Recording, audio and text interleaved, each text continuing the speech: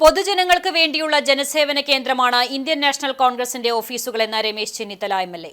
നവീകരിച്ച കുന്നംകുളം മണ്ഡലം കോൺഗ്രസ് കമ്മിറ്റി ഓഫീസിന്റെയും ഇന്ദിരാഗാന്ധി കോൺഗ്രസ് ഭവൻ സി.ടി. ഗീവർ മാസ്റ്റർ സ്മാരക കോൺഫറൻസ് ഹാളിന്റെയും ഉദ്ഘാടനം നിർവഹിച്ച് സംസാരിക്കുകയായിരുന്നു അദ്ദേഹം. ജനങ്ങൾക്ക് എപ്പോൾ വേണമെങ്കിലും കയറി വരാനും ഏതൊരു പ്രശ്നമായാലും പറയുന്നതിനും കോൺഗ്രസിന്റെ ഓഫീസുകൾ തുറന്നിട്ടിരിക്കും.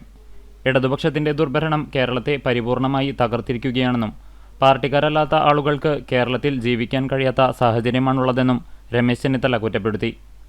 അതിരൂക്ഷമായ തൊഴിലില്ലായ്മ നിലനിൽക്കെ പാർട്ടി പ്രവർത്തകരായ 2 ലക്ഷം പേരെ കേരളത്തിന്റെ വിവിധ സർക്കാർ വകുപ്പുകളിൽ നിയമിച്ചുകൊണ്ട് അഴിമതിയിൽ മുങ്ങിക്കുളിച്ചാണ് ഇടതുപക്ഷ സർക്കാർ ഭരണം കൈയാളുന്നതെന്നും അദ്ദേഹം കൂട്ടിച്ചേർത്തു.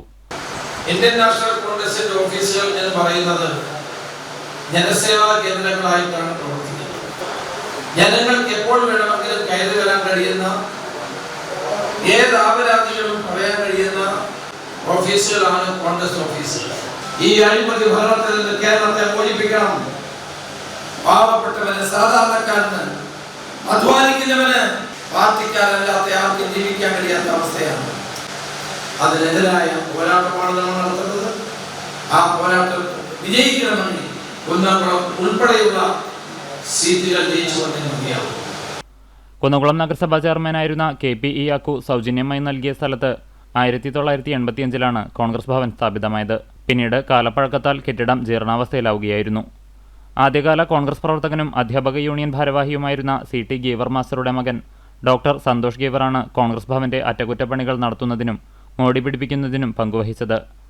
കോൺഗ്രസ് മണ്ഡലം പ്രസിഡന്റ് P.I. തോമസ് അധ്യക്ഷത വഹിച്ച ചടങ്ങിൽ DCC പ്രസിഡന്റ് ജോസഫ് ടാജറ്റ് മുഖ്യാതിഥിയായി. മുൻ MLA TV ചന്ദ്രമോഹൻ, മുൻ UDF chairman Joseph Chalissery, DCC സെക്രട്ടറിമാരായ KC Babu, CI Itty Mathew, Bijoy Babu, block Congress president advocate CB Rajeev, മുൻ block Congress president K. Jayashankar തുടങ്ങിയവർ സംസാരിച്ചു.